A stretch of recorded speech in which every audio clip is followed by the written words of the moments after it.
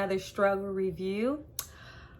I'm a little tired. Like, I'm trying to play catch up so I can be on par with the other reviewers, and it's so hard to kind of turn these out because each episode is so detailed, and it's like a mini horror movie every single episode. So far we've had a vampire cabin in the woods situation. Then we went into the dungeon, wizards, magic castle, secret pathways, pull the book, pull the lever, special doors open situation. And now this episode 3, Holy Ghost, we get into a Amityville, The Shining, red rum situation. Like, instantly I was like, murder house? Like, it's real. It got a real American Horror Story, but still its own entity. But before we get into all the good stuff, I mean, like, you gotta go subscribe first. Like, it's so unfair for you guys not to subscribe to me first, so I'm gonna wait.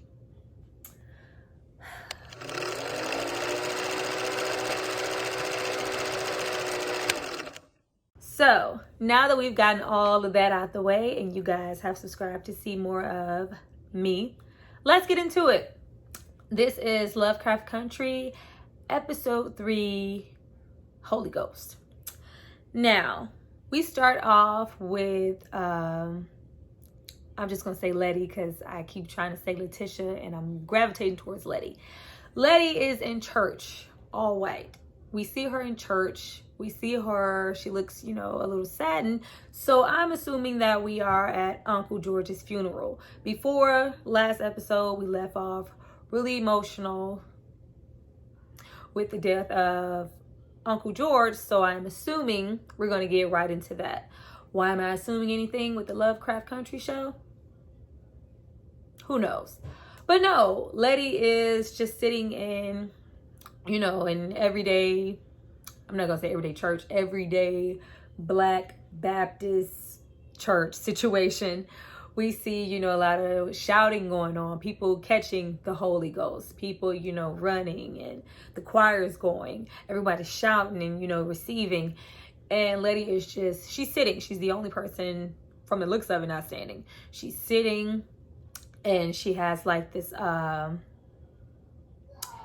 inner dialogue going on, how did you make your mark on the world? What are you doing to contribute to everything that's going on? Like, what makes Letty matter? Make your stake in the world. We don't start off with much about Uncle George at all. Nothing. I was like, okay. I didn't have a problem with the story. I was just hoping that we would see a bit more of the emotion. Maybe get to see them, on their way back and trying to figure out exactly how they're going to say it and what they're going to say, and actually telling Hippolyta and his daughter Diana, this is what happened. A little bit more grieving. But, LoveCraft Country, don't get any of that. We get, a whole different scenario. Letty's brought a house. She's brought a house, and she brings her sister Ruby to the house. And as soon as we saw the house, I just saw, and this looks completely different, but I just saw a murder house, just how it was sitting. It looks secluded right there, even though it's in a very predominantly white neighborhood. And these are the 1950s. Now, it's very, well documented that back then, you could move into those areas as a colored person. Even if you could afford it, they didn't want you there. They felt like, first of all, racist. And they felt like, you being there kind of knocked the property value down. So a lot of times, even if you could afford it, if you could go there, you wouldn't want to be there. You were, uncomfortable. In every sense of space you could have, everything was in its place to make you not want to live there. You were ostracized the moment you stepped foot out of the moving van. You're terrorized, we'll get into that. But Letty has brought Ruby to this house. And, they go in. Clearly, this is an old house. It's not in the best condition. It needs a lot of cleanup, a lot of work. But Letty is like, this is ours. I want to turn this into a boarding house for, other, safe haven kind of for other Black people and, rent out rooms. It's going to be so great. And we can, work on our sisterhood. Before this, Ruby has gone over. Yeah, I remember when you gave me money for this, and this, and this. And this is my opportunity to pay you back by buying a boarding house that I want to buy. But okay. Letty, informs her that this is, for us. I want us to work on our bond as sisters. I want you to move in here with me and we can run this together. First thing out of Ruby's mouth, which is the first thing out of our minds, where'd you get the money for this house? Where'd you get the money for this house? So you got the money from where? Oh my God, look at these. It's 13 rooms and such bathrooms and upstairs, downstairs, elevator, basement, cellar. Where'd you get the money? Letty is very tight-lipped with where she got the money to buy this house. But we see right away that this is not Ruby's dream. Ruby doesn't want to be in a boarding house. Ruby wants to apply at, I can't think of the name. She says it so often, I should remember. But it's kind of like Bloomingdale's of its times. And it's full of, everyone who works there is white. And that's her dream. This is what Ruby wants to do. Ruby wants to be that milestone and go, hey, I'm the first Black woman to work in this department store. I want to cross that barrier. Ruby doesn't want to, I don't want to do this. But Letty, my baby sister, why not? I'm taking the biggest. We cut to Aunt Hippolyta. She, is being called to dinner, and she's sitting there and she's ripping out pages from Uncle George's favorite book, Dracula. We did not get to see her grieve or anything like that, but we can still that she's, she isn't emotionally okay. She leaves the room and she's kind of trying to coexist in her space with Tick, who has clearly been there since Uncle George's passing, who's been, helping, being there for Diana, kind of, picking up where Uncle George would. And though he's there and he's helpful, he's cooking, he's, I did that already. I, took the such and such to the publishers. I made breakfast. I did the dishes. Hippolyta does not look quite satisfied. She looks very much just still uncomfortable. It's like, I'm glad you're here, but yeah. Then she goes and flips a cup down because he's washed me, wants him to dry. And she's like, no, they go like this.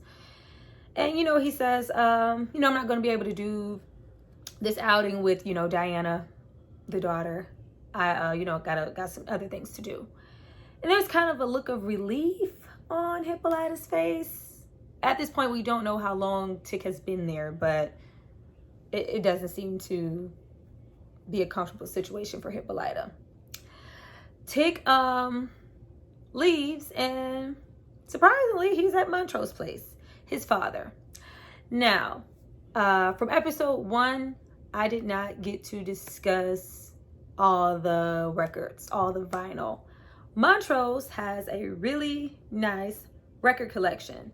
We've heard everything from soul to jazz and now opera. Kudos to Montrose.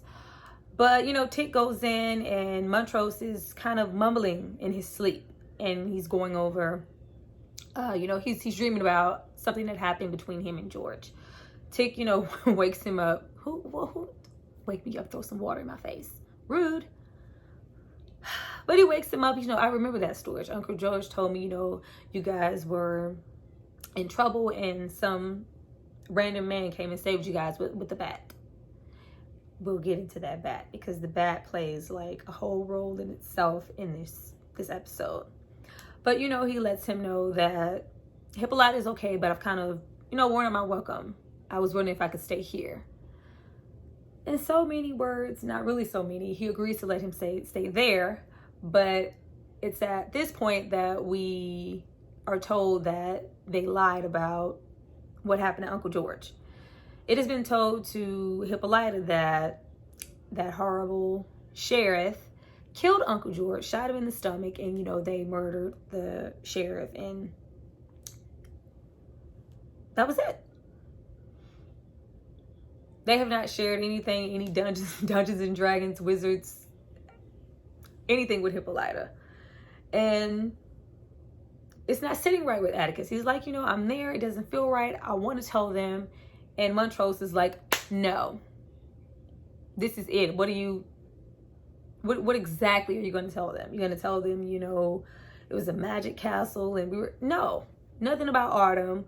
The sheriff shot him. I don't see the need to go further than that. Clearly, they're not in agreement about anything. Atticus leaves yet again. We cut back to Letty. Letty, who is all moved in already. I like the passing of the days too. It's like day 1, day 2, day 3. Total horror movie trope. Like, I'm loving it. But you know, she's settling in. There's people everywhere. And she encounters Tick, who we then find out, you know, you haven't said a word to me in 3 weeks. It has been 3 weeks since they came back home. But he informs her, you know, I just wanted to come and check on you before I left. You know, I wasn't supposed to be going this long. I'm going back to Florida.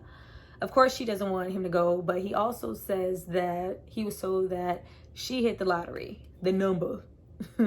She hit the number, and that's how she can afford this house in this do-well neighborhood. But, you know, she encourages him to stay, and there's, you know, some little things back and forth. And before they can complete their statement, horns are going off. The people have arrived. They have taken the time to attach bricks to their steering wheels to keep the horn consistently blowing and, like, turn everybody's brain into mush. It's immediately, you know, you get the infamous stroll of, you know, you got to get the cops rolling by in their patrol car, because, you know, they're always on their sides in these kinds of situations then and now. But you know, you get that, like, yep, we you know, got your number. We know you're here. We don't want you here. Get out. And, you know, Tick goes, you know what, I think I'm gonna stick around for a little while. Don't Jonathan just look fab? I don't know what kind of shirt, like, it must be like a special blended cotton, because it just lays so perfect against those jeans. But we see all this intense chemistry between Letty and Tick. Like, there is so much passion there for each other. And for whatever reason, I don't know if it's just because he doesn't want to stay there, or he is not, you know, trying to revel in it. It's like, I'm here, I did what I needed to do, things happen, but my dad is home. I've, you know, helped as much as I can with Hippolyta. I'm going back to Florida. But we cut back to, instantly we're met with the interrogation. We get the, you know, the signs of the undesirables. The undesirables. This is not a neighborhood who likes undesirables. Like, go, you don't belong. All the tropes. They're so, you know, tired at this point. But Letty is sleeping and she's sweating. It's so hot. And just when, you know, I like how we get the contrast between who, you know, like, who's the real monster? Because we always have that outside real world element who are the monsters, you know, the racism, the police force, the everyday neighbors, the bigotry. And then we come into contrast with actual monsters. It's coming from both ends. We get a whole ghost. We get a whole ghost. Lady is sleeping and, you know, the covers are being tugged. And then we get, I was like, oh, goodness. It's very good effects for a show. Like, every episode is a whole movie in itself. Letty, you know, gets up. Of course, the ghost is gone. And though it's so hot that the windows have, you know, steamed up. But she can't even let up the window because that horn is still going. That horn has been going for such a long time now. It's so hot. It's just going. Letty goes down to, you know, check the boiler. Then when we, you know, got down, it was just so hot, and she's going down to check that boiler. I just saw The Shining, you know, she's trying to turn and, you know, get that boiler together. I saw, you know, Jack and going to check that boiler, but it's little egg surprises all over the place, little horror, boop, boop. But, you know, she hears a noise and she goes to, you know, we got to go investigate the noise. And it's like some people kind of clamoring to get out of what looks like, you know, a cellar type area. She goes and get Tick. Tick comes down with the bat yet again. The bat is used umpteen times this episode as, you know, defense. Now first we see it here with Tick. And, you know, he's like, you know, I don't hear anything. I don't see anything. And it's like, you know, I'm not saying you're crazy, especially after what we saw. But, you know, I'm going to nail, you know, the windows and this shut and, you know, kind of reinforce the house. And she's like, you know, you don't have to do that. But before that, you know, he goes, this is probably the work of, you know, the white boys out front, you know, making, you know, turn the temperature up so hot. Like it's a tactic that was used, you know, in Korea. And she's like, for what? And he doesn't say anything. Tick is hiding something. Tick is running from something. Tick has a past. Something happened there that he just doesn't want to share just yet. But she uses that as a moment to try to get closer to Tick, try to hold his hands, look into his eyes. And he, you know, walks away. Like, well, you know, this could be a great dark room. And she's like, yeah, I'm trying to get you in the dark room, but you ain't interested. But okay. After that, we get into down home 50s, early 60s party. The house is full. The house is packed. We have all these well-dressed people. Now, as Letty is walking around, you know, filling glasses and reveling in the party in her new house, a group of women are talking and they say, you know, there's this new preacher coming, Martin, who's supposed to be, you know, down for the cause, but isn't he marrying a white woman? And she goes, no, they made him marry a black woman this year. And they say, and Letty says, you know, just because he likes white women doesn't mean he can't support black people, I guess. Like, yeah, not the king, don't, girl. Little Martin Luther King reference, I heard y'all. But Ruby is, you know, singing the house down. Ruby is beautiful. Ruby is beautiful. Everything against her deep chocolate skin just pops. That red was popping. She looks so gorgeous. But she is, you know, she's singing the house down. We get into Hippolyta. Now she's supplying, you know, the food because, you know, she has so much with people coming to, you know, as people do come and check on you and bring you food. She gets into, you know, Tick being there and says he left the cup right side up. And says that, you know, Uncle George would, you know, do something with the cups, and just maybe I'm being a bit delusional. But from the sounds of the conversation, it sounds like Hippolyta was referencing things that George would do that Tick is also doing around the house. Not, you know, the same jobs, but the behavior is kind of the same. Which we know that most likely Tick is George's son. So they are going to share some similarities. But, you know, nobody else knows that, not even Tick. we cut into Diana. She's, doing a Ouija board situation with another group of kids.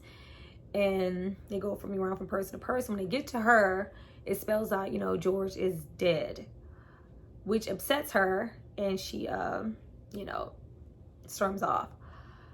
Hippolyta is searching for her, and she is drawn to this model of the, and it's like golden and it looks really expensive. This model of the solar system. It's just sitting there. And we know that she's very much into astrology and seems to be a very educated woman as far as, those things are concerned. But she's just drawn to it, and it's very tempting to her. Now, Tick joins the party. Tick, unlike the other people at the party, is in his uniform. And it's kind of giving me the vibe like he was trying to reference to Letty, like, I'm still, a man of uniform.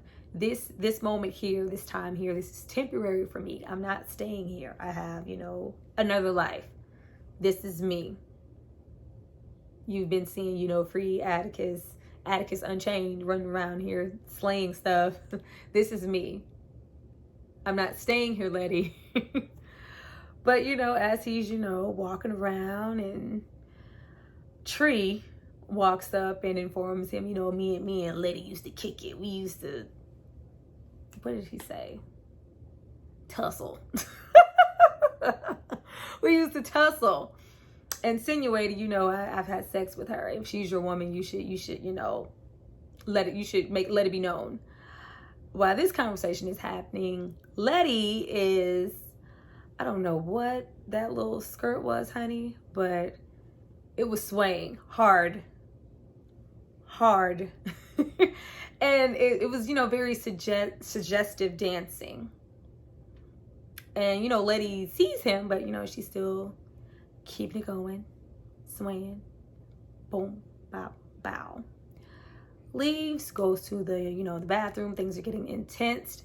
Letty, cools herself off. She gets up, and there's that infamous, you wash your face. You got to see something in the mirror. That's horror classic, There's a ghost there. She lifts up again. It's Atticus, who comes in. Whew, child was hot. Comes in and has this very, brute, intense sex session with Letty. It's not unwarranted. She wants it. She's there for it. They're, removing his pants. And it's very, like passionate and, ooh, very hard. And as they're, they're climaxing and he kind of backs up, we see that there's blood. And Letty, she goes, I forgot I started my period. He's, it's okay. And kind of trying to engage with Letty a little bit more. Mind you, up until that point, besides in Letty's fantasy, they had never even talked about how they feel about each other. They hadn't even kissed. And here we are, we had this blunt sexual experience. Soon as he, walks out, Letty breaks down. Now, right after this, Letty comes out to find a cross burning on the lawn. We all know, about the cross burning on the lawn and its relation to the Ku Klux Klan and racism. Letty is heated. Letty rushes outside. Now, we have a lot of intense scenes in this episode, and they're all intense in contrast with gospel music, Holy Ghost. But, we gonna take back what he stole from us. Letty is going out. Mind you, these horns have been going off for days now. Letty, she's I bust the windows out your car. After I saw you laying next to... Letty's busting windows out the car. Letty's busting windows, doors, rims, headlights, and, knocking those bricks down. Atticus is ready, for the counterattacks. Him and the team have guns. They ready to go. Ruby has the truck hyped up, but by the time she could even bust those windows, the police are already there. Once again, with this bat. We have seen this bat twice now. Defense. It's, been used as protection so far. It's being used, for destruction on Letty's part. But before she could even, revel in her moment, the police show up. She's down on her knees and, won't want to, man, don't even let me get into it. Like, we don't want to look like we could be doing anything other than surrendering down on our knees. Like, you can't shoot me if I'm like this, huh? But, they immediately get into the position to show that, I'm not holding any weapons. Letty is, put into in the back of the paddy wagon with the typical racist ass cop, sergeant, whatever. And he's trying to get more information out of Letty because, God forbid a woman of color could afford a house like that. We also find out that Letty has a lengthy record. She's been to jail a few times. Granted, we know that from the sounds of it, it's been, protest and things like that. But, a record like this, you can't afford a house like that. Do you really know anything about that house? And he gets into finding 8 black bodies inside the house. What? But him, just like ourselves, we were trying to figure out why this house, Letty. We know she wants, bigger and better for herself, but this house in this spot, why? He is in the back, and we have the typical hooks that you can hang on to make sure, the bumpy ride. I don't know. They look like nooses. Was it just me, or did it look like a noose? But okay. They start to, back and forth and bump Letty to From Here to Kingdom Come. I was like, oh my goodness. And Letty, has nothing to say. But he lets her know from history, you won't last too much longer in that house. Letty, bruised up and probably bailed out, goes to her dark room. And once she hits the lights, she sees, cracks in the photographs that she's taken at the party and, the move-in. She spreads them out, put them all together on the floor, and they form a face. This face immediately comes up and tells her to get out of his house, blowing Letty away.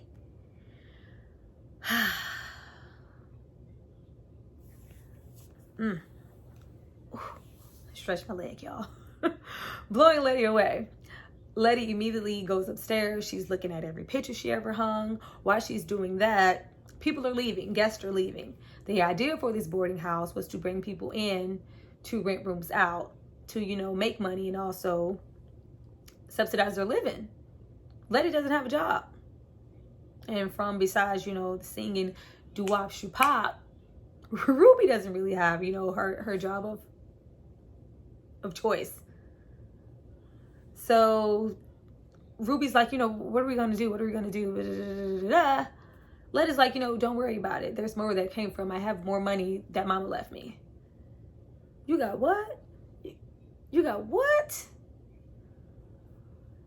We find out that the money that was used to purchase this house was left to Letty by her mom. Of course, Ruby is pissed off. And Letty keeps, going on. I don't know why she did the things she does. She was a selfish woman. And Ruby reminds her, like, you're not too far. The apple didn't fall too far from the tree. You lured me in here under false pretenses, telling me that this was a sisterly love bonding moment, when this was just honestly what you wanted to do. If you really wanted to be a real sister and fix our bonds, especially with all the money I've given you over the years, you would have split that up between me and our brother. Letty is clearly not the picture perfect Letty character. She has some traits of being selfish and thoughtless at times, especially when it comes to her family. That wasn't Ruby's dream. Ruby wants nothing to do with the boarding house. She just did it for you.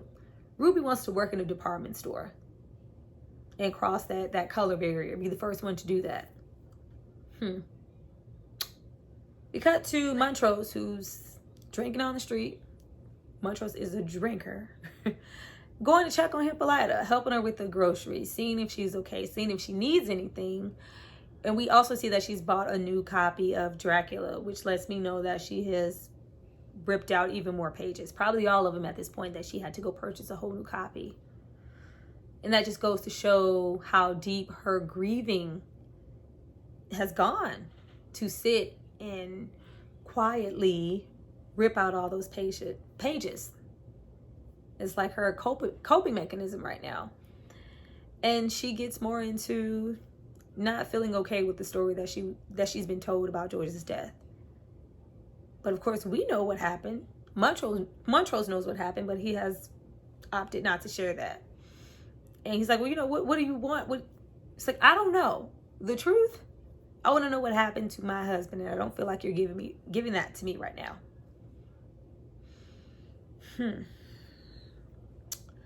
We cut to Letty looking more into the house's past. Letty looks completely disheveled, bruised, the most worn she has looked the past 3 episodes, because all 3 episodes, Letty has looked down, like the clothes, the makeup, everything. But Letty is at her wit's end. Tick comes over and says, you know what you're doing? The house is haunted. It's like, oh, okay, tell me more. Like, it's just everything's normalized now. And she gets off into the past owner of the house being a scientist who was fired from the university for unconventional practices, which was, probably experimenting on people. And that him, as well as the officer, was supplying him with Black people who were disappearing at the time to experiment on them. And that these are the ghosts who are trapped in the house with him, who's now a ghost trapped in the house. And I really like the fact, because everything was going kind of run of the mill as far as, horror, the little tropes that we got to see, the racism. I like this part in particularly because it shines a light on the history that we have of doctors and scientists unwillingly or under false pretenses experimenting on Black people. There are numerous, stories and all types of horrific things, like the Tuskegee experiment, and all kind of horror stories of Black people being that disposable to be experimented on against their will, or lied to, saying, we're doing this for this thing, and we're going to pay you this amount of money, when you're affecting these people with these horrible diseases. But Letty also tells Tick that sexual encounter was her very first sexual encounter. Now, my heart dropped with Tick, like, whew, girl. I was trying to figure out what would make her follow through with it, because it took me back to that moment when they were at the castle, and it was the fake Tick, before the snake came out. She was like, wait, stop. Like, I don't want it to be this way. Because of course you still version Letty. She followed through with it. It was very passionate, but it not what you would expect, a first time to be. Even though she says, I wanted it, I needed to feel something. It felt like, especially with her crying afterwards, she was resenting that she didn't share enough with Tick for him to handle her the way that she should have been handled. And it shows you kind of the state of mind that she's in since everything that's happened, which, coincides with her going into, I haven't felt like myself since we got back here. I felt like a ghost. I feel empty. I'm grasping at straws at this point with you, my sister, the house. And despite what you're saying and what you're alluding to, I'm not giving up on my house. I want to fight. I want to, claim my stake here. What she was saying in the opening dialogue while she was sitting in the church. We get into a voodoo priestess type situation with the goat. Slits the throat, blood. I'm like, damn, y'all. Well, I guess not, because if they would have entered the house, then the seal of protection could have, but okay. She, puts the blood on the forehead, and as they're doing this, before they go in, we see some white onlookers, like, y'all just, you just won't give up. As they get into the house, they're, saying this, I'm not gonna say this chant, y'all, I don't know, but they're chanting, and it's, seeming to work, and but as they're doing this, we see the man coming in, and they're each being killed off one by one by one. That terrifying elevator, like, man, seal that off. Got the, the elevator going and different ghosts popping out. I was all with the intensity of the scene, but when old dude came with the shag body and the baby head, I was like, I only laughed like a little bit, just a little bit. But by this point, the voodoo priest is like, it's working, keep going, keep going, keep going. And then pipes burst and wash, the seals of protection off of their forehead, leaving them exposed to all the ghosts and the demons in the house. The scientist of the house, the ghost possesses her and, knocks everybody out, and then possesses Tick, leaving Letty kind of defenseless, and she's calling, for help, and help me. Then she starts to call out all the names of the people who've passed, and the names of, the people who've passed, and people who were kidnapped and experimented on in the house. And they all come, and they're, slaughtered, and parts missing and things attached. That I was like, what the hell was he trying to do to these people? What was he doing? But they all band together, and they're chanting at a possessed Tick, and he's still trying to control them. Get out of my house, and you guys are not dead yet. Hold my hands, help me. I like that as they were chanting, and it was getting stronger and stronger, and the demon was being expelled from the house. The ghost went back into their original form. That was nice. They went back, they were seen, as people again, and not these horrible ghosts. Now, did you see that when the one of the white men who went to, came in to kill them, whatever, with the bat yet again? We have a bat used as a weapon. It was used with Letty's situation, and then we have the bat used as a weapon, like Bat City. And it was kind of sad with everything that's going on right now with Chadwick Boseman, because we have the bat reference and the Jackie Robinson reference and the 42 reference. But the bat was a real staple in the show. But as things begin to, you just see Letty come into herself, and she becomes so strong. Like, I'm not laying down anymore. I'm not taking anything anymore.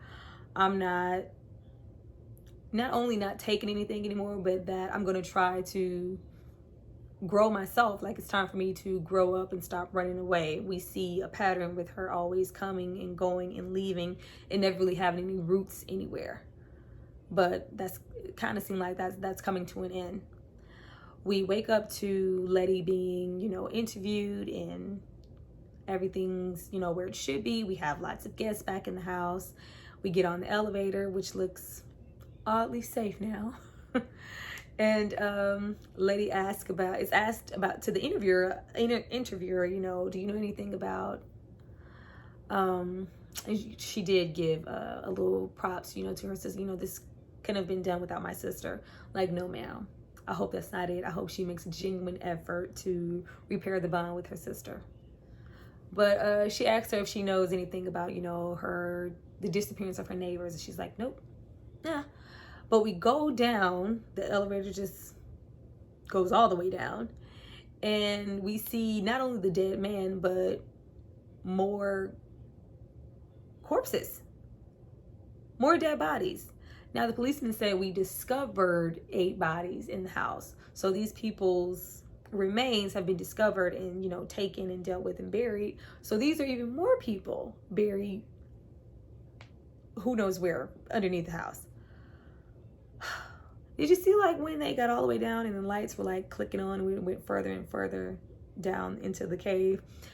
Did it get a little Tales from the Hood for anybody, or was it just me?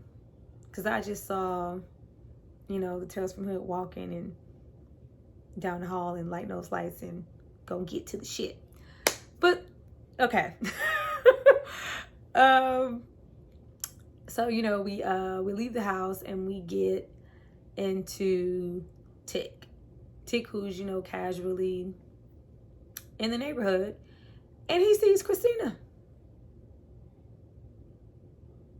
Did I think she was ever dead in that whole... No, I didn't think she was dead, but girl, you in town.